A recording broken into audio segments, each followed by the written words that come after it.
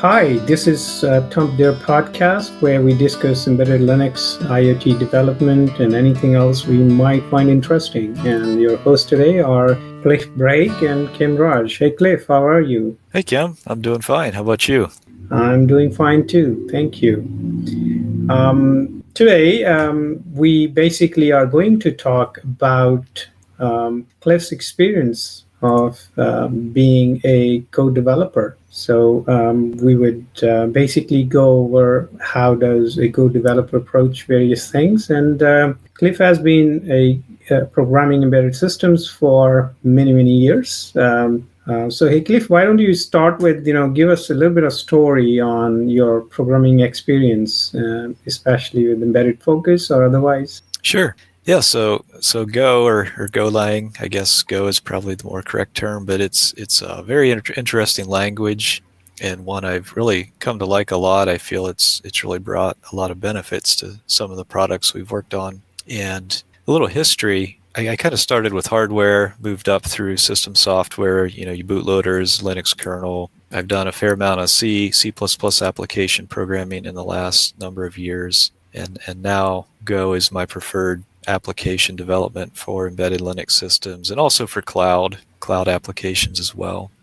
And back in 2010, I just looked up on my blog. It was the first time I had looked at Go, and I had cross-compiled an application for an ARM platform, and I was able to get a Hello World program to run. But then when I put a floating point operation in it, it segfault. But so, that was a long time ago, 2010, in this industry anyway. So, Go has been around for quite a while. And already back in 2010, they were targeting embedded architectures like ARM. So since then, I would say probably 4 or 5 years ago, we really started using it seriously in the products we're working on. And most of these products are industrial type products for monitoring various types of systems, whether it be wastewater or irrigation. So these are systems that are deployed, embedded Linux systems that are deployed, and they need to be reliable, and we need to develop code fairly quickly, and it also needs to be fairly efficient. We're on some fairly low-end processors, and as we develop these products, people always want to put more in than we ever planned on up front. So always having some headroom for performance is good, and Go has done very well there as well. So that's kind of the history. I feel like Go is a good jump for those who have programmed in C and C++. The syntax is very similar, and it's a fairly easy transition, I feel, for Mm-hmm. those Mm-hmm. types of programmers. Yeah, and I think one of the things that strikes me is it's how easy it is to cross compile using Oh, the Go compiler, and I myself find it interesting. I maintain cross compiling tool chains for C, C++ for projects like Open Embedded, Yocto, and it's not easy. There are many, many things you have to consider, and here you have the language runtime and tooling, which basically is giving you that out-of-box experience, and that's very powerful. So, how do you kind of differentiate your experience using Go and say another language that you did in the past with respect to the tooling aspects of it? yeah. So, like you mentioned, the Go tooling is phenomenal in that you can cross-compile easily. So we can build we can build binaries on a Linux workstation, and we can target Windows, Mac OS, ARM Linux, and probably a number of other systems that I don't currently use. And this is all as simple as setting a few environment variables. So this is a very different experience than, say, C++ or Mm-hmm. or any other environment. One other thing that really differentiates Go is it embeds the runtime in the binary. That's the default. So you have a garbage collection and various other runtime elements that are fairly small, maybe a megabyte or two. And these get embedded right in your binary when you build it. So Mm-hmm. it's not like Java or Python or Ruby or Node.js where you have to ship this big bloated runtime separate Mm-hmm. from the application you want to ship. And that really makes deployment easy. Mm-hmm. And it's efficient enough that it costs a little bit, to ship the runtime in the binary, but it's not huge, and the benefits far outweigh the cost. So I guess a little more overview of Go. It's a compiled language, but it does have a runtime where you have garbage collection and memory management. So that's really powerful. One of the things that I think, putting my C++ developer hat on is that people spend a lot of time, tools, post-processing tools, so to speak, that helps your development, especially code coverage or static analyzers or, linters and things like that. So how does that look like in Go? Yeah, maybe back to the build environment, just backing up a step, in the C++ world or Java world, or even the Node.js world, usually you have a third-party tool like CMake or let's see what are like Parcel or Webpack in the Node.js world. Typically, you need a third-party tool to do your build and manage dependencies and all that. With Go, it's all built into the Go tool. So you run Go build and your main.go file, and out comes a Go binary. And they've really done an exceptional job with the tooling and integrating it in. And so there's really very little need for a lot of external tooling in the Go ecosystem. The Go build tool manages dependencies with Go modules. That works pretty well. There's built-in support for running unit tests with Go test. There's a built-in support for code formatting. So the Go community is standardized on one format. It's kind of like the Model T, Ford Model T. You can either have black or black. You can either have the Go format or the Go format. Take it or leave it, and it's having consistently formatted code is really nice, and it's well worth, I think, any trade-off of everybody doing it different. So beyond that, there's a tool called GoVet and GoLint, and these just do other checks, like make sure you have your exported functions documented. There's a Go imports tool that automatically adds and removes import statements based on what code you're using, what imports you're actually using. So that saves a lot of time. You don't have to figure out what imports you need. That's very powerful, actually. Oh, yeah, it saves a ton of time. It keeps it clean. Otherwise, you might have 6 unused imports at the top of your file, that you don't even know you're not using. So imports are more like includes, right, in the C++ world? Exactly, yeah. So yeah, I was going through a report from Chromium project where they were analyzing their build times, and most of the time the compiler is spending is actually in pre-processing. Sure. And string.h is the most hit header that is being processed by a lot of programs. So so they were optimizing to not use that or make like some smart forward declarations and things like that.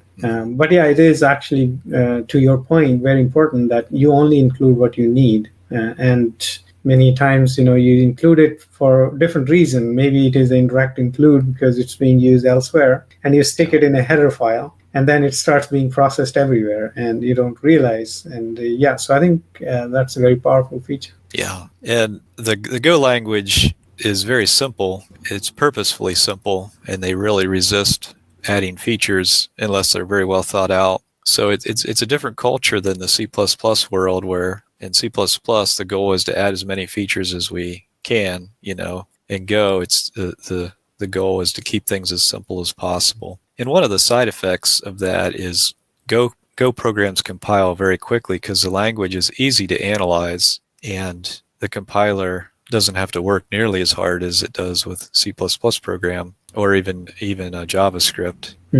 So as a result, programs compile in way less than a second. Even big projects, your first compile may be at 2 seconds, but incremental compiles are like, they're so fast you don't even wait for them. So that's a very different experience than in C++, where I've been on projects where the first compile takes a half an hour. And I'm sure there were problems in the code, like you said, with too many dependencies or includes that could have been improved. But, that's just a typical C++ experience versus a Go experience. And, So one of the things that, you generally have is like, memory leaks and that sort of thing, which is basically comes very late in your development cycle, and then you spend a ton of time doing that. And, some tools are available for you, and then those are like not part of your workflow, but you kind of like integrate them or get folks who are interested in that. How does that look like in Go? Yeah, so first the the C++ perspective, what we're used to in that world is deploying an application to hundreds of units and it's crashing on maybe one or two, and it's out in the field. You don't have any way to reproduce a problem, so you're going through heroics to build tooling to capture core dumps and then pull them back and run them through a debugger locally, and that is just an incredibly hard exercise. It's just unbelievably hard. And with Go, we've deployed several, I'd say 4 good size applications to embedded systems, where we've got tens to hundreds of units in the field running, and I don't think we've ever had a memory leak or memory exception that caused the program to crash. Once or twice we have had an array out of bounds issue that caused the program to crash, but again, those are very rare, and it's just one of those things that makes working in this ecosystem so much better than anything I've used in the past. And I wrote an article called "Why Are Go Programs So Reliable?" It's on my blog. We'll include it in the show notes, but it's been a really great experience. Excellent. So we talked about some of the toolings around and how the paradigm is a little different. So how does this all play out into your your day-to-day design practices, and what are like some of your recommendations for best practices that a Go developer would do on like a daily basis when they are working with Go? So one of the important things I believe is to have code formatting right in your editor. So every time you save your file, it formats it. And another thing that I do is is I set up a build system where it's watching the files and it's continually rebuilding, and it actually runs the vet and lint and all that stuff on every build, so that as soon as I make a code change, it's rebuilding, and anything that goes wrong, I see it right away. The other thing I do is you can run Go with a race detector enabled. So during my development flow, I always have the race detector enabled, and then that way, if I have 2 concurrent bits of code that aren't behaving properly and there's a race condition, I'll see that right away during the development flow, rather than waiting till there's some problem and then coming back and enabling the race detector. So I believe that the more of this tooling you can run continuously while you're developing, it's a much better experience than waiting till you have problems and then coming back and try to fix stuff. Same with unit tests. So basically, it helps you to shift your, all these issues to the left of your development cycle, which means that they are easy to detect. They are not as expensive as they would be if it is happening in the field, and your customers are on you on fixing it. So total different experience. Yeah, the Go test functionality actually caches results, so it only reruns a test if a file changes. So that's another example where, Go test is very efficient because it's only testing files that have changed. So it's very, very fast. I see. And then beyond the local environment, I also recommend running a CI process so that when you check your files into Git, it'll run the same set of checks as part of a continuous integration. And I currently use Git Actions, which work pretty good. Yeah. So some of the things that I think, because it is a managed runtime, so are you worried about pointers that will kind of crash on you at runtime, or how does your mental model shift, when you're using Go? How does it liberate you, or at least, remove that friction? Because there are so many things you can, carry in your mind when you're programming, right? And so how does it help you in thinking about the problem more and less about the programming? Yeah. Go still has pointers, so you can pass pointers around versus values. But in practice, we rarely, I mean, there can be a nil pointer, and if you try to access a nil pointer, your program will crash. Mm-hmm. But Go has a convention of returning an error variable from most functions as the last return value. So Go, you can return multiple values from a function, and the last return value is typically an error parameter. So a Go idiom is you always check the error return before you do anything else. So if a function returns a nil value, it'll also return an error. And since you're always checking errors and usually returning if you get an error, it's just that idiom and that way things are typically done in Go code. You very rarely get to the point where you try to use a nil value. I see. So that's a little different than other environments where they only return one variable, and then it's just not quite as obvious to check for errors. So I know that you have done a bunch of Go-based products, but one that is kind of like out there in open is actually SimpleIoT. And so I'd like to talk a little bit about SimpleIoT here.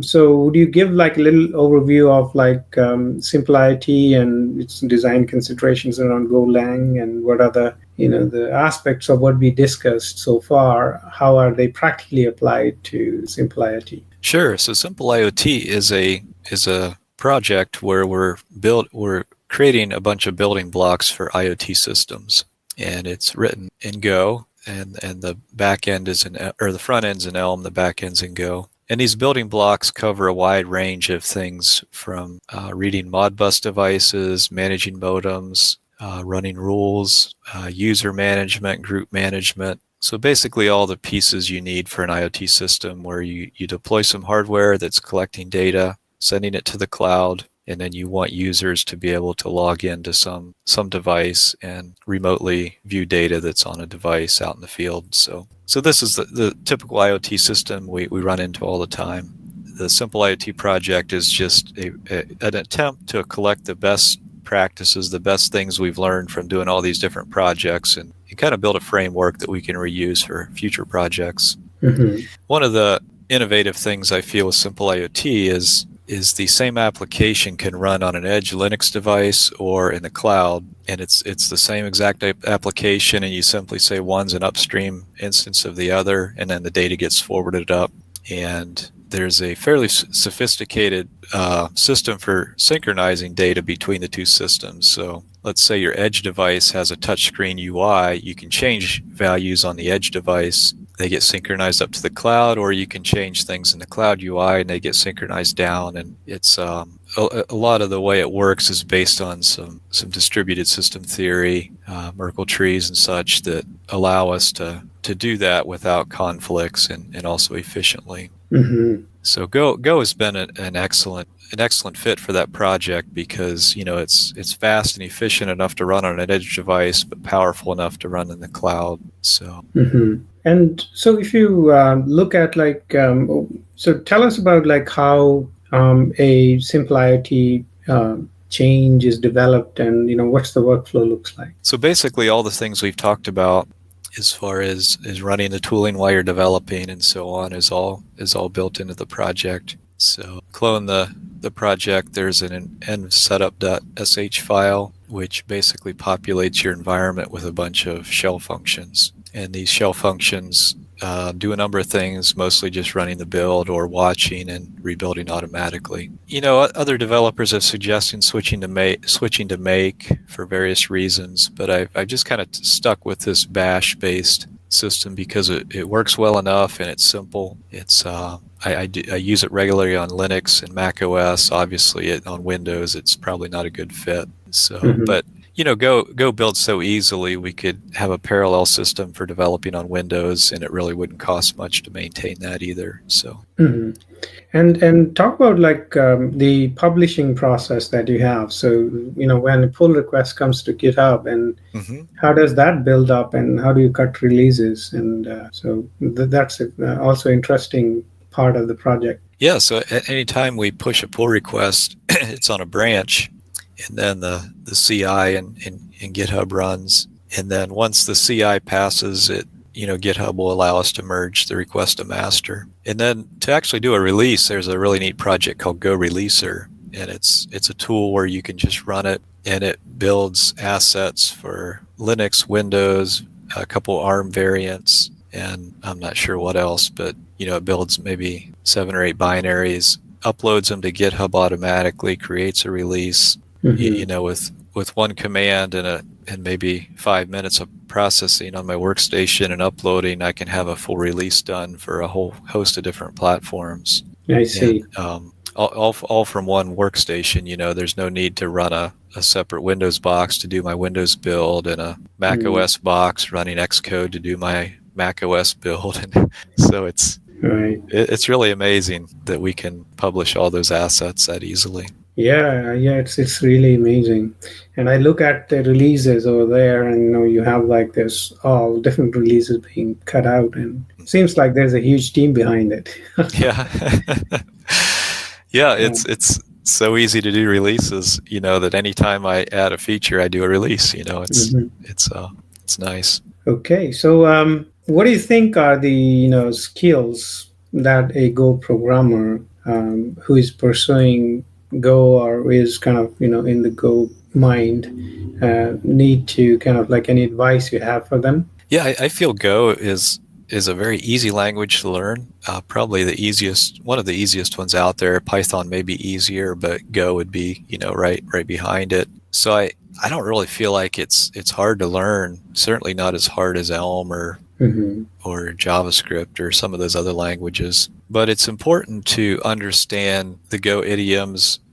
Every language, if you understand the best practices and idioms, life will be better. So, it's one of the best practices in Go is you start small. You start with one module in one directory, and then you write your code. And then once the code kind of gets too big for that module, you make 2 modules, and then 3, and so on. And you keep building out your code. And then when it makes sense to split that out into another directory, which is called a package in Go, then you create a directory, and you just kind of build it out. Rather than start with some template with 50 directories and tons of boilerplate. You don't really need that. You just start small, and because it's a statically compiled language and it's typed, as you move stuff around, the compiler tells you exactly what you need to change. So it's not hard. And cool. So any podcasts that you listen to around Golang, the Go language or ecosystem, or any blogs or books that you'd like to recommend? The Go community is pretty nice. It's been a real nice experience so far. So there's the Go Time podcast, which is real good if you want to learn about various resources. There's lots of books out there, lots of tutorials, huge amounts of information. If you learn best with videos or courses, there's options for that. Books, I've not really read any of the books, but I'm sure they're good. And then the other resource I highly recommend is the Go Slack channel. There's a lot of people there, but there's a beginners channel, and if you have any questions, you can go ask there, and people are real helpful. So excellent. So I think that was a very good learning experience, and I'm hopeful that everyone who listens to this will enjoy from your experiences, as well as have few things to learn and inculcate into their daily practices. So thank you very much, Cliff, for this informative session, and thanks for listening to us. So it was, if you like us, give us 5 stars on your podcatchers, and we'll be back soon with our next episode. Yeah, looking forward to it. So thank you. Thank you. Bye-bye. Bye.